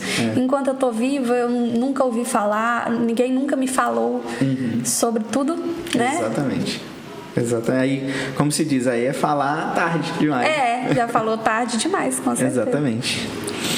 Essa daqui também é uma pergunta muito legal. Quais as estratégias de autocuidado que vocês recomendam para aquelas pessoas que lidam com ansiedade e sentimentos depressivos? Acho que a gente já até falou, né? Exercício físico. Sim, uma boa rotina, né? Uma rotina bem estabelecida, horário para dormir, horário para acordar, atividade física, cuidar da autoimagem, né? Porque isso tem muito impacto. Autoestima, né? Autoestima. Eu acho que, assim, o homem ele é um pouco desligado disso, mas a mulher ir lá, fazer uma maquiagem, fazer sobrancelha, ir no salão, fazer um cabelo. Aí é uma coisa simples, mas que te enche de alegria, de coisa. E eu acho que, assim, muitas pessoas que têm depressão, elas se religam ali, se reconectam. Opa, eu tenho que ver o que me traz prazer na vida. É estar com a minha família, é estar com... né, o que eu posso fazer para sentir prazer novamente pela vida, né? O autocuidado também. O que eu gosto de fazer? Eu gosto de assistir filme, eu gosto de... Então, busca fazer isso para você se sentir bem de novo, né? Às vezes, nossa rotina é tão turbulenta que a gente não tem tempo para fazer ali uma coisinha que gosta, né? Os momentos de lazer vão ficando de lado. Ficando por último. Né? Não, posso adiar, posso fazer depois. E aí, quando você vê, a vida perdeu o sentido. Sim. Né? Você falou isso aí, eu lembrei da abordagem que a gente faz para consultoria financeira, que é o seguinte: a gente destrincha ali todos os gastos em etapas. E uma delas a gente coloca como estilo de vida, que é a parte de lazer. E eu sempre falo que aqui é onde você pode mexer no seu orçamento. Mas você não pode também deixar de ter, porque é ele que te traz motivação, energia para fazer as outras coisas. Né? A gente, por exemplo, os gastos essenciais, um aluguel, você vai diminuir o aluguel como? A não ser que você mude para um outro lugar e tal. A internet, o máximo que você pode fazer é não ter a internet. Mas agora, você sair todo fim de semana, não, você pode diminuir ali, sai um sim, um não, 2 finais de semana no mês. Você gosta de repente, sei lá, igual o meu caso, fazer trilha de moto. Mas eu tô meio apertado, então não vou todo fim de semana, porque, né, a moto quebra, gasta gasolina, então eu vou um final de semana sim ou não. Mas também você não pode deixar de fazer, porque ele é que te traz a energia para fazer as outras coisas. Sim. E o conceito de lazer é muito relativo, né? Dá para ter momentos de lazer sem precisar ter um investimento financeiro. Às vezes passear com o seu cachorro, ver ele feliz é um momento de lazer, né? Teve um cliente meu que teve isso. Eu falei: cara, o que você precisa fazer é procurar prazer em outras coisas. Se você não consegue fazer, procura prazer em cozinhar no domingo com a sua esposa. Sair pra dançar, né? Em festa pública, por exemplo. Visitar um parque, tomar um sorvete. Exatamente. São coisas, né, relativamente simples, mas que vão que te traz um bem-estar ali. Eu acho que é isso que a gente precisa, né? Igual eu sou uma pessoa que eu gosto muito de assistir Netflix. Eu gosto muito de ter meu momentinho assim sozinha. Então é uma coisa que eu não abro mão durante meu dia, assim, né? Eu trabalho, mas quando eu chego em casa eu faço o que eu preciso fazer na minha casa, mas agora é hora de dar uma deitada, de assistir uma coisa legal, né? Uma coisa que eu tento evitar também de assistir essas coisas muito catastróficas, filmes de terror, essas coisas. Não, eu gosto de assistir uma coisinha leve. É uma forma de autocuidado que eu tenho, Sim. porque é uma coisa que eu gosto. Eu falo que eles falam assim, você não gosta de filme de terror. Eu falo, não, por que eu vou assistir um de terror e me dá medo se eu posso assistir um que eu vou rir, que é um de comédia? Exatamente. Não faz sentido nenhum. Sim. E assim, é muito bom que você consuma cada vez mais coisas boas, né?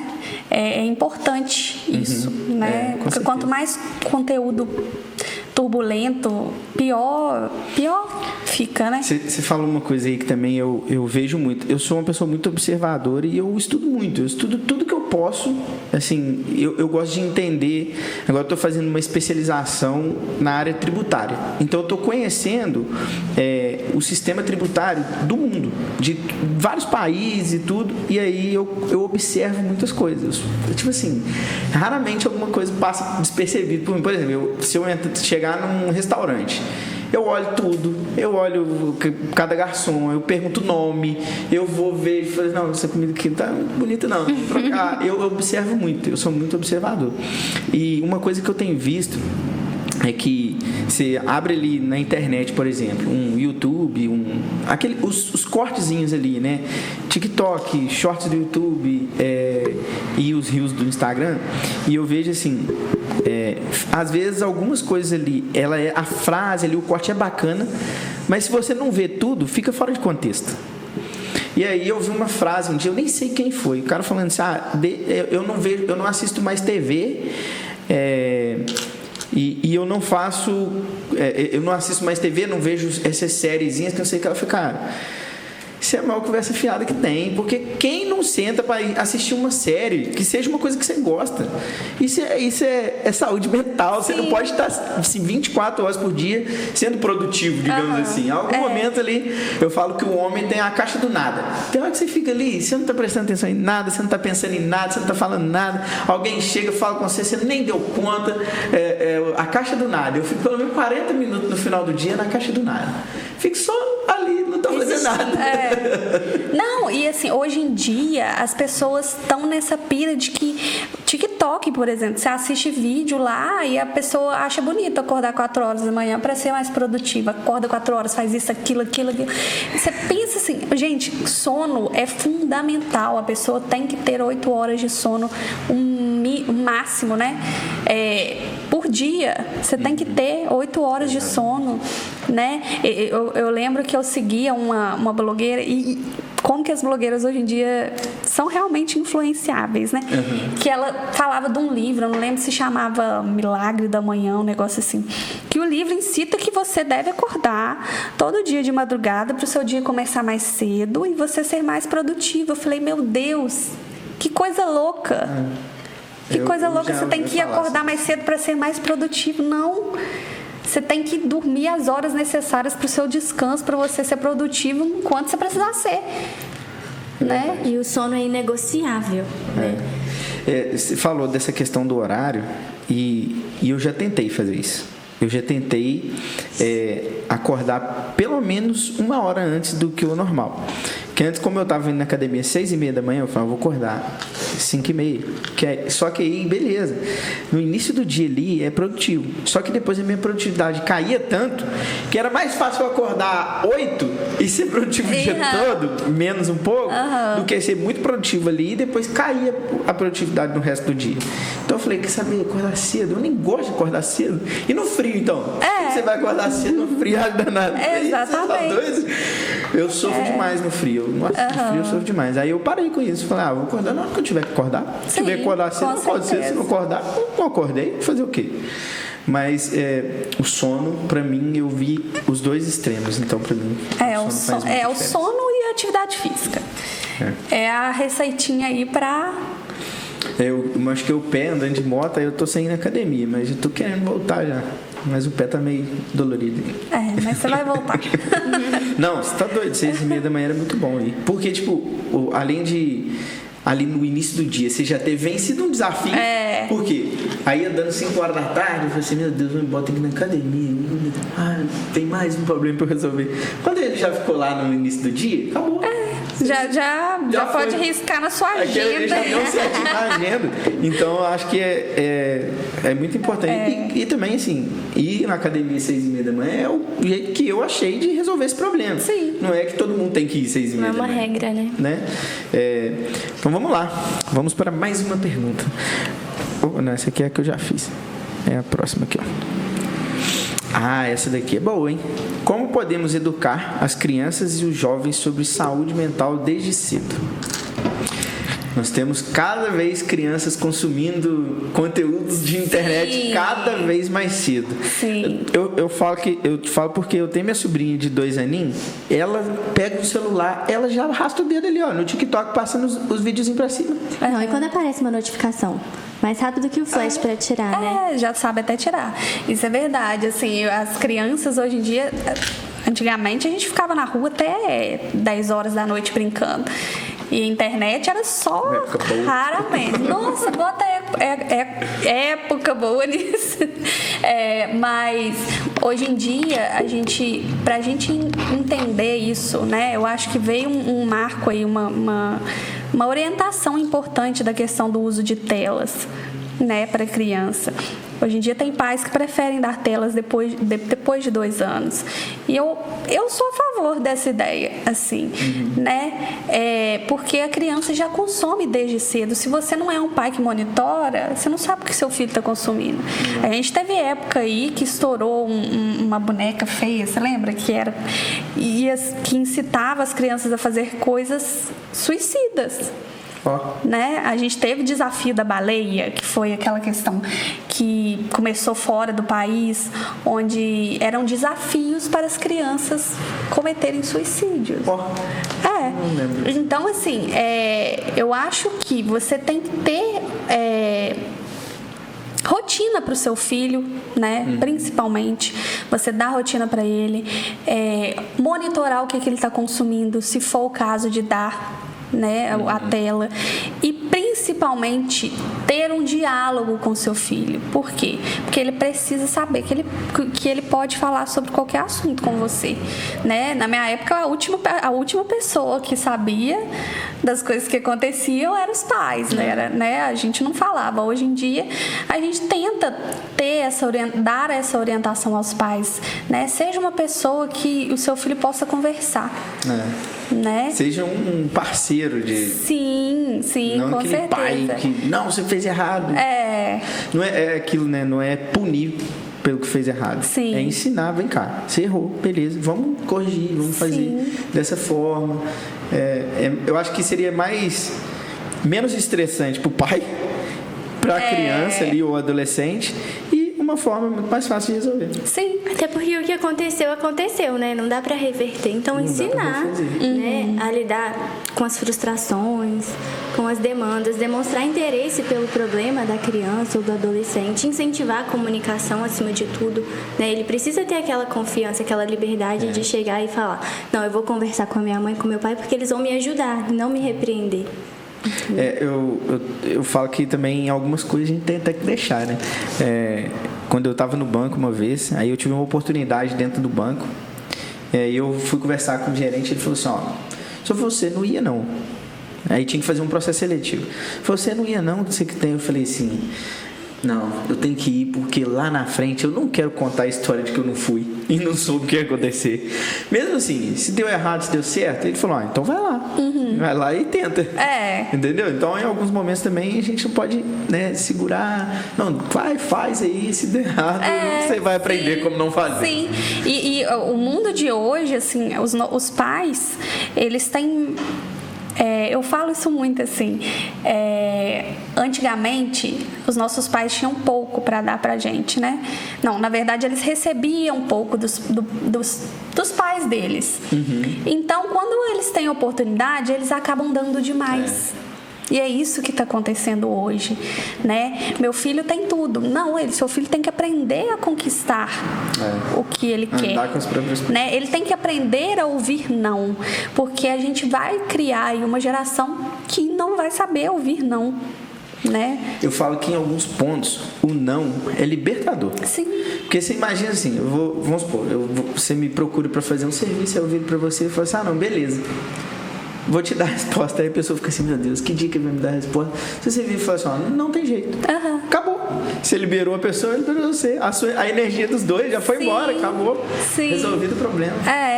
Então, assim, hoje em dia, os pais, eles precisam, né, focar nisso, porque a nossa geração já tem um problema sério com frustração. Você imagina a geração que tá para vir, que tem tudo na mão, que tem tudo a hora que quer, que tem tela, que tem brinquedo, que tem casa de criança que tem a ReHap inteira, né? Porque eu quero, toma. Não, seu filho tem que aprender que ele precisa conquistar aquilo e que você teve um esforço para poder dar aquilo a ele, né? E aprender a ouvir não, olha, hoje você não vai, hoje você não pode, né? Para ele crescer entendendo isso. Na hora que ele quer. E assim, se não cresce, opa, quero uma oportunidade de emprego. Não, vai fazer o quê? Vai, né? A vida não fala assim, né? Todas as vezes. Exatamente. Diferente de alguns pais. E o não parece ser uma coisa tão difícil de você falar.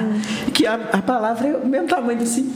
São só 3 letras. Só que a pessoa se martiriza por falar não. São vários fatores envolvidos, né? Vários pensamentos. Ai, o que ele vai pensar de mim se falar não? Não, eu ri esses dias porque eu queria marcar uma coisa, né? E aí a mãe da menina trabalha comigo. Eu falei assim, olha, mandei mensagem pra ela não me responde. Aí a mãe dela falou assim comigo, porque ela não tem vaga. Eu falei, gente, é só me responder, olha, eu não tenho vaga. Pronto. Mas por que as pessoas não falam? Não, olha, eu não tenho. Pronto, tá resolvido. Não, hoje em dia a maior dificuldade é essa. Em falar não. Sim. É um problema sério mesmo. Nossa, meu pai tem esse problema. Vamos melhorar aí a outro. Ele falou, fala não, só. Ele teve um caso dele que ele teve que falar. Aí eu peguei no pé dele demais. Você falou não? Que milagre é esse? O que aconteceu, né? Depois de quase 60 anos eu te ouvi falar não. E é exatamente, muita gente tem. Eu tenho certa dificuldade de falar não. Sim. Eu tenho, mas eu tento melhorar, eu tento explicar porque eu tô falando não. Eu tô falando não. Eu acho que a maioria das pessoas tem pouco, né? Não, mas eu acho que se explicar já ajuda muito. Eu acho que até para criança, no caso, eu que sou psicóloga, né, mais voltada para a área infantil, a criança também merece saber o porquê do não. Por quê? Filho, hoje você não vai. Mas por quê? Por que eu não posso ir? Olha, você não vai por causa disso e disso. Vai chorar? Talvez vai. Mas ele sabe o motivo que ele não vai, né? Então, assim, eu acho que é tão saudável falar não. De vez em quando a gente merece. E o não, ele sempre vai estar relacionado a um pensamento disfuncional. Sim. Né? O que o outro vai pensar e não com o que você quer, de fato. Às vezes você se permite fazer coisas que você não gostaria de fazer com medo do que o outro vai pensar se você disser não. Então, teve uma questão que eu aprendi que quando você... Eu tinha muito isso pra mim. Eu falei assim, se eu falar isso pra pessoa, o que ela vai pensar de mim? Isso aí que tem. Aí, quando eu aprendi que o problema... Quando eu falo que se a pessoa ficar com raiva que o problema é dela e não meu, me ajudou muito. Tipo assim, eu falo não. Aí eu ficava assim, nossa, mas o que ela vai pensar? Eu falo, mas isso aí é um problema meu. O problema é dela. Aí isso me ajudou muito. Essa é uma distorção que a gente fala que é a leitura mental. Você acha que você tem uma bola de cristal e que a partir da sua resposta você vai adivinhar o que o outro vai pensar, vai sentir, mas a gente não tem. E o que ele pensa, o que ele faz, aí é ele lá com a terapia dele, com os pensamentos dele. Exatamente. A gente não consegue prever isso. Quando eu entendi isso, me ajudou muito. Eu falo não e, eu falei não, te expliquei por quê. Agora, se você vai fazer daqui pra frente, achar que dá pra prever o que o outro vai pensar, isso é muito angustiante. Nossa, requer muito investimento psíquico mesmo, sabe? De trabalhar isso na terapia, entender que não dá, não tem como. Né? E a gente nunca vai saber. Eu falo que lidar com o ser humano é muito difícil. É a coisa mais difícil que existe. Porque assim, imagina, o ser humano é muito complexo, né? Se você pegar uma bola e jogar pra cima, ela cai. Não tem jeito. Se você jogar uma pedra no rio, ela afunda. É óbvio. Agora, se você pega uma pessoa e dá nela, bate na cara dela, cada um vai agir de uma forma diferente. Sim. E como que a gente vai saber quem vai agir? Não tem como saber. Então, essa é a complexidade do ser humano mesmo. Aí, quando eu aprendi isso, nossa, muita coisa mudou. Me ajudou muito. Ó, essa daqui também é bacana. Se alguém estiver enfrentando sintomas graves de ansiedade ou depressão, o que elas deveriam fazer? Assim, aqui pelo que eu entendi, sem intervenção de um profissional ali no início. Sem intervenção de um profissional no início, eu acho que se ela já está enfrentando, eu acho que... Sintomas graves, né? Eu pensei aqui em, de repente, não sei em qual grau de sintoma, mas de repente procurar alguma coisa que faz bem, tipo procurar um exercício físico. Mas eu não consigo pagar uma academia. Vai fazer uma caminhada na rua, correr. Tomar um sol, gente. Meia horinha, ativa melatonina. Faz um exame de sangue, gente. Tá triste demais. Faz o exame de sangue, pode ser uma vitamina que tá baixa. Eu vi isso em algum lugar falando sobre isso. Mas você tá triste e de repente procura um psicólogo e tal. E cara, faz um exame de sangue. Às vezes é alguma coisa que falta assim no seu corpo ali. Obviamente que, né, procure também um psicólogo, mas... Eu acho que é exatamente isso. Você buscar formas de se sentir bem. É difícil falar assim, né? Opa, tô triste. Fica bem, cara. Não, fica assim não. Aí, tipo, opa, tô ótimo agora. Foi só você me falar que fica bem. Não. Volte a encontrar coisas que te tragam prazer. Né? Opa, minha rotina tá muito corrida. Vou tentar trazer uma coisinha que eu gostava de fazer aqui, incluir nela. Porque senão a gente vira uma máquina mesmo, né? Vou só trabalhar e nada. Eu acho que você tem que tirar um tempinho pra ter um autocuidado mesmo. Sim. Né? Você falou, eu pensei em 2 casos. Teve uma moça que eu conheço que ela descobriu uma questão com o filho. Ele descobriu que ele diagnosticou autismo e tal. Ele tinha acho que nem 2 anos de idade, pouco mais de 2 anos na verdade. Aí o pessoal, não, vai dar tudo certo. O dia que ela veio conversar comigo, eu falei, a maior mentira que te contaram, eu falo que vai dar tudo certo. Sim. Algumas coisas não vai. Exatamente. Então já pensa logo dessa forma, que algumas coisas vão ficar mais difíceis. Não adianta, eu não vou acariciar seu ego. Então, algumas coisas vão dar errado. Sim. E elas foram feitas para dar errado, outras não. Mas fique em paz, que no final vai dar tudo certo. Eu faço isso muito com alguns pacientes que eu tenho, né, do atendimento online. Vamos supor, terminou um relacionamento, eu falo, olha, você vai sofrer. Mas é um fato. Você vai sofrer. Se não sofrer, é um outro problema. Eu erraria se eu te dissesse assim, não, vai sair, vai, engole esse choro, vai. Não, você vai sofrer, você deita, chora o tempo que você tiver que chorar. Levanta. Eu vi o pessoal falando que é um luto, né? Sim. É como um luto. Você sofre um tempo ali depois. A gente tem a ideia que luto é só a perda de uma pessoa. Não, tudo que a gente perde na vida é um luto. A perda de um relacionamento. De um emprego. A perda de um emprego. Tudo você vive um luto. Então, assim, hoje em dia as pessoas não sofrem mais. O que não pode é ficar nele, né? Ele tem data pra começar e vai terminar. Sim. O que não pode chora, mas assim, terminou o relacionamento, dá uma chorada, beleza, consegue levantar? Consigo, vai na padaria, compra um pão, sai, fulano chamou pra sair, dá uma saída, tá triste por dentro? Tá triste, mas tá tentando. Tá tentando sair, porque... Continua comprando pão, mas não muito, senão vai ficar gordo. Mas o fim, ele faz emagrecer. Né? Mas assim, vai tentando também. Se permita chorar, mas vai tentando sair dessa situação. Exatamente. Também. Porque eu adoro a Márcia sensitiva, gente. Eu adoro o vídeo dela que ela fala assim, terminei o relacionamento, não vou chorar. Vai chorar sim. Chora sim. Pode tratar de chorar. Pelo menos meia hora por dia. Porque senão as pessoas acham que tem que descontar em outras coisas. Eu não posso ficar triste, eu vou beber. Não posso ficar triste, vou usar um negócio que eu nunca usei. E é isso que é a porta de entrada para alcoolismo, para tudo. Por que você não pode ficar triste? deita e chora, né? Deita e chora, e amanhã é outro dia. Tenta levantar, não deu de novo, chora de novo, depois tenta levantar e vai. Em algum momento vai dar certo. Momento vai dar certo, né? Exatamente. Acho que aqui nas perguntas a gente já finalizou, e tem umas aqui do Instagram, a grande maioria a gente já respondeu, né? Mas tem uma aqui que eu gostei aqui, que a gente já falou bem sobre ela, mas como eu sei que preciso fazer terapia, sendo que aqui tá meio cortado, mas como eu sei que eu preciso fazer terapia, porque ela acabou aqui a quantidade de caracteres, mas de repente alguém que tá passando por alguma coisa, né? Não mandou outro. Mas, sabe, se você tá na dúvida, faz. Alguma coisa tem. Eu ia falar, a dúvida de saber já é uma... Vai lá e faz. Na dúvida, entende? Por que eu faria terapia? É porque você já precisa. E você não tem nada a perder, né? Não é prejudicial, não tem contraindicação. Muito pelo contrário, você vai aprender a lidar com as suas emoções, entender por que elas existem, qual que é a função delas, né? Identificar, olha, eu sei que eu tô sentindo raiva, como que eu reajo diante da raiva? Agora eu estou sentindo medo. O que eu preciso fazer para me proteger? Né? Identificar, reconhecer, aprender a lidar com essas emoções. Isso é transformador, gente. Isso é mágico. Tipo isso. Saiu do útero, veio pro mundo, você precisa de terapia.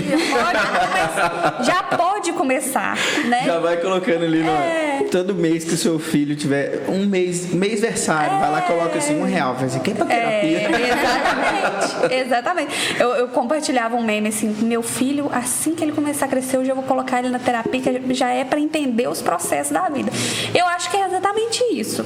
É um meme, mas é verdade. É um meme, mas é verdade. Mas assim, você tá passando por uma coisa que você tá percebendo que você não consegue lidar sozinho, ou que tá te prejudicando ali em algum aspecto da sua vida, procura ajuda, né? Não, é igual a Carol falou, mal não vai fazer, né? Tenta ali por um tempo, foi legal, gostei, evoluí, vi resultado, continua, né? Não foi legal pra você e tal, né?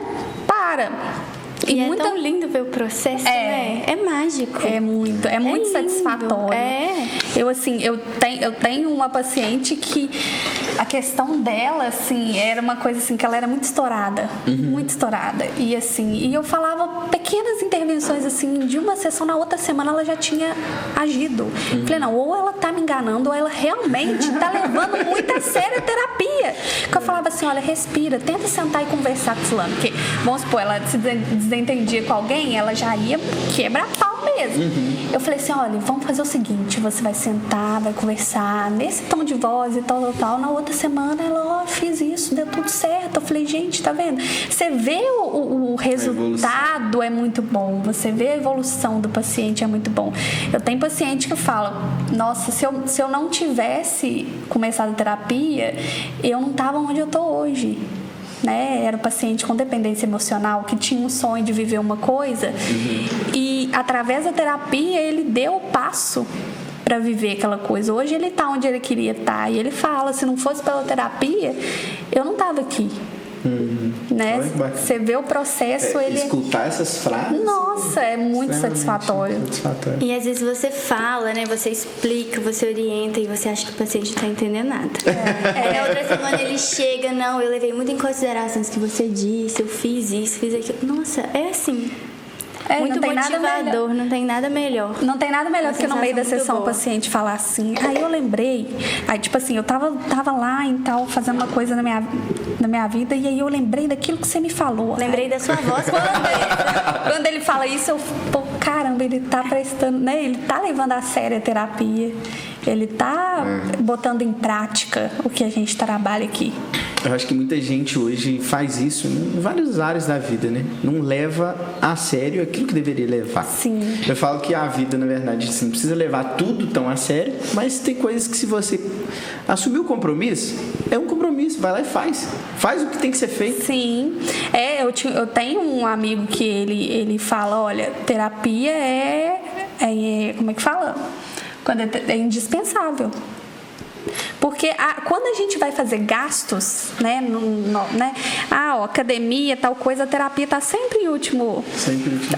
Isso aqui eu vou. Se eu tiver sobrar, eu vou. Se sobrar, eu vou, exatamente. Não, você tem que colocar a terapia como uma das principais. Você precisa dela. Exatamente. Né? se vira aí no resto de conta e...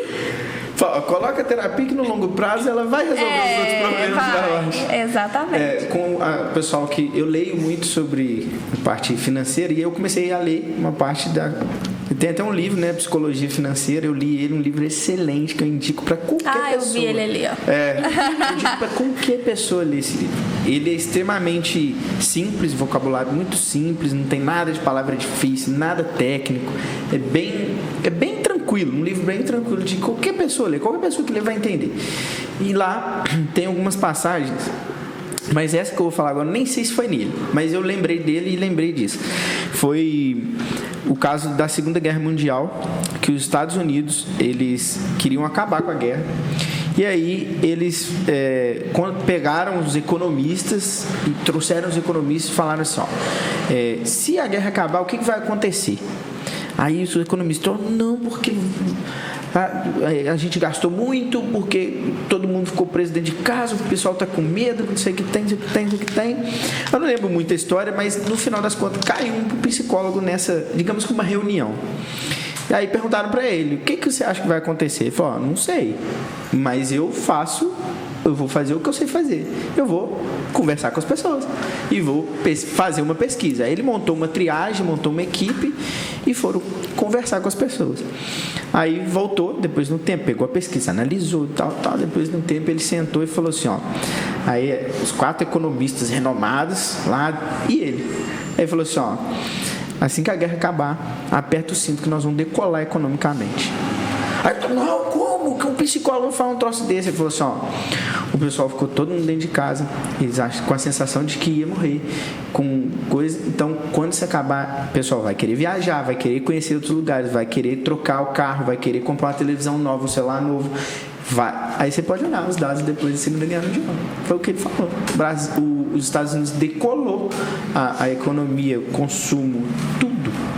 Óbvio que tem algumas coisas que não aconteceram, mas no geral foi uma das melhores épocas para a economia dos Estados Unidos. E foi graças a um psicólogo, exatamente. Por isso que hoje a gente tem psicólogo em várias áreas, né? Igual na escola, numa empresa, né? Para você entender ali o porquê que a sua empresa talvez está tendo um número excessivo de demissões. Exatamente. Né? A gente tem psicólogo em diversas áreas, né? Então, assim, precisou de um psicólogo para poder descobrir isso. Agora a gente já caminhando para o final, queria mais uma vez agradecer vocês e queria que vocês deixassem uma mensagem para quem, né, precisa de alguma coisa, quem está passando por algum tipo de situação, o que ela pode fazer, pode deixar a mensagem de vocês. Eu acho que a pessoa que está passando por algum momento, ela acha que não tem mais saída, né? E a gente está aqui para dizer que tem saída, sim, né? Procura ajuda, procura seus familiares, busque sempre fazer, né, coisas que você goste. Às vezes, igual você acabou de contar uma história de que um psicólogo foi capaz de ajudar em uma determinada situação, e a gente está aqui para isso, né? Para ajudar, para entender o que pode estar passando na cabeça desse paciente. É realmente buscar ajuda, tem saída, né? Tem solução, digamos assim, para o seu problema. Exatamente. Né? E assim, não só a terapia particular, hoje tem o SUS, né? Que tem atendimento, tem psiquiatra, o CVV, né, que é o Centro de Valorização à Vida, tem profissionais que atendem de forma social para quem não tem condição financeira de arcar com tratamento. E assim, o sofrimento existe, né? Apesar de ser um transtorno psicológico, o sofrimento é real. A pessoa que tem ansiedade, ela sente a dor no peito como se fosse um infarto. Ela sente o coração acelerado, né, tremores. Então, assim, esse sofrimento não é besteira, não é frescura. Procure ajuda, procure seus amigos, procure adaptar a sua rotina com coisas que vão te dar prazer, né? E, tipo, não consigo comer, mas você consegue levantar? Você consegue sentar do lado de fora da sua casa? Apreciar a vista da sua janela? Isso conta muito, é muito importante, né? Você falou um caso, né? Quando a gente estava em Juiz de Fora, que a pandemia estourou, eu morava num apartamento. Era o último andar, morava num apartamento, 52 metros quadrados que tinha lá. Aí tava eu e a Adriana. E era assim, era angustiante. Final de semana lá era angustiante dentro do apartamento. E lá, o apartamento, ele só tinha um momento de luz no dia, que era mais ou menos ali 4 horas da tarde, que batia na varanda. Então, eu ficava numa irritação dentro do apartamento. Eu andava sábado e domingo dentro daquele apartamento pequeno, o dia inteiro. Aquilo me dava uma angústia até... Aí eu conseguia lá, tomava um solzinho 4 horas da tarde, tudo, mas era angustiante. Foi um período bem complicado, né? Mas a psicologia é muito acessível hoje, né? Exato. Principalmente nesse pós-pandemia, igual a Carol falou, tem no SUS, tem em particular, tem online, tem presencial, tem de todas as formas, né? Então, assim, falta de recursos não faltam mais, né? Então só falta iniciativa da própria pessoa de buscar ajuda. Que muitas né? das vezes não é tão fácil, mas procura alguém ali, tá do seu lado, um vizinho, se você mora sozinho, um vizinho. Sim. Exatamente. E entender, né, que não é o sofrimento, mas a forma como você tá lidando com esse sofrimento. Sim. Né? Talvez você precise de ajuda para lidar com ele de uma forma mais leve, ter uma melhor qualidade de vida. Às vezes é só uma unha encravada, mas virou uma amputação do pé. Sim, exatamente. Sim. Eu falo esse exemplo, né? Que às vezes é só um negocinho ali que fica tão difícil Virou de catástrofe, resolver. né? Calma, o mundo não vai acabar. Vai com calma. Pra pessoa nossa, eu vou ter que amputar. Mas quem tá de fora vê o negócio de uma outra maneira, fala, calma, vamos resolver. Sim, exatamente. Exatamente. E sempre no final dos podcasts tem uma pergunta que eu faço. Ai, meu Deus. Já tá até na hora de mudar, que tá ficando manjado. Ai, meu todo Deus. mundo sabe. Qual o significado da vida pra vocês? Vai, Carol. Nossa, Agora você profundo, começa. né?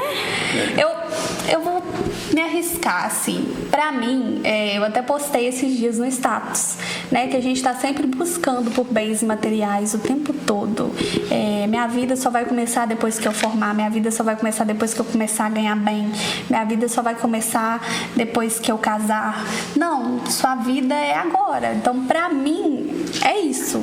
Hoje eu preciso entender até mais que a vida está acontecendo, a gente tem que estar feliz no processo. Eu estou buscando muito uma coisa, eu estou buscando ser bem-sucedida, eu estou buscando casar, ter filhos, mas enquanto eu busco isso, minha vida acontece. E hoje eu entendo que para mim eu ter o meu cantinho não precisa ser luxuoso, é ter minha casinha, eu ter condições de ter ela, é ter as pessoas que eu amo próximas de mim, né? É ter condições de poder passear, de poder viajar. É exatamente isso, não é só ficar buscando bens materiais, bens, títulos, né? Não, a gente está ser feliz durante esse processo. Para mim, a vida é isso, assim. Eu acho que é de todo mundo. Eu acho que quando todo mundo entender que ser feliz que a vida e ser feliz é o processo, né? Não é você ser alguém, né? Você ter algo, é você ser algo, ser alguém. É meio caminho andado, assim. E eu vou muito por esse lado também, sabe? O que pesa mais no fim do dia? Quantas roupas novas eu comprei? Quantos likes eu ganhei? Não, o que pesa mais é o que eu pude fazer para contribuir com as pessoas que estão ao meu redor, quantas pessoas eu motivei, eu elogiei. Ter algo maior para se apegar, sabe? Isso para mim é muito importante. Ter amigos, né, é essencial, ter a nossa família, tratar bem essas pessoas, né, se sentir orgulhosa pela forma como você trata as pessoas, como as pessoas te recebem. Eu acho que isso é a vida. Muito bom.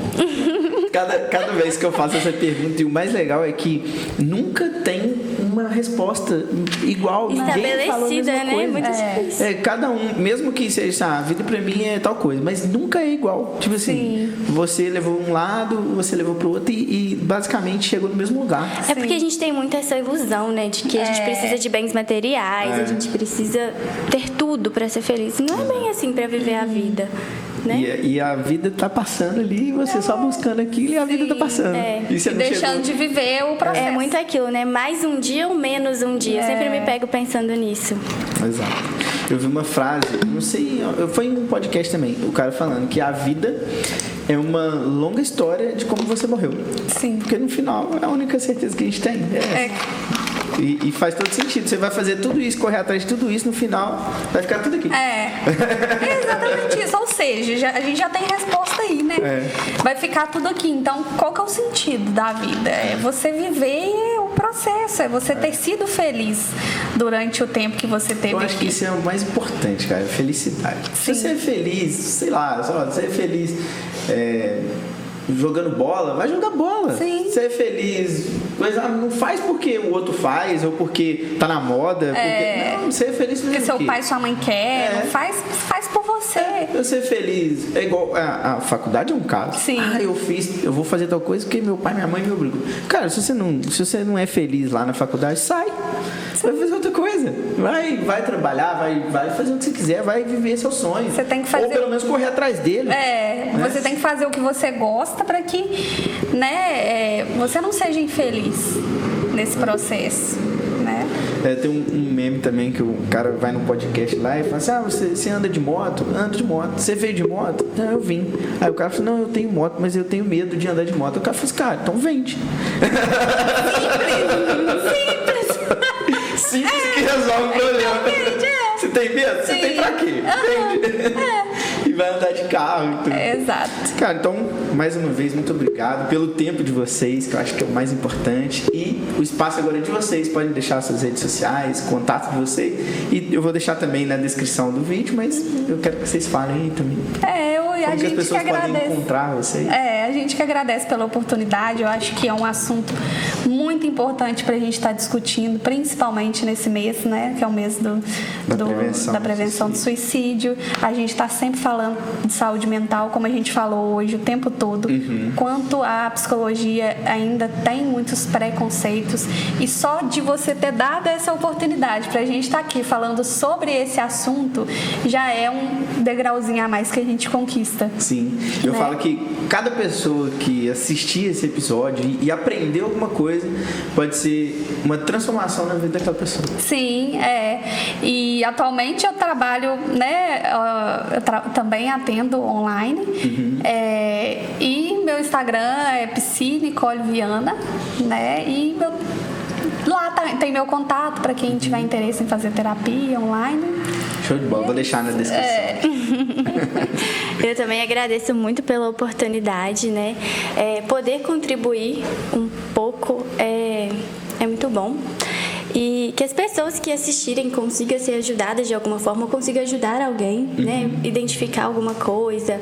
A questão do suicídio, existe um estigma muito grande de que a gente não deve falar sobre o assunto. Mas isso é um mito, a gente deve sim falar sobre o assunto, perguntar, porque só assim a gente vai saber o que de fato está acontecendo. E sobre as minhas formas de contato, né? O meu Instagram é @AnaCaroline, @, e lá também tem o meu telefone, meu WhatsApp. Então, beleza. Mais uma vez, entregue. Meu muito obrigado. Mais uma vez. E vocês são sempre bem-vindas. Se quiser participar, contribuir, são muito bem-vindas. Obrigada. Beleza? No próximo a gente vai fazer as perguntas.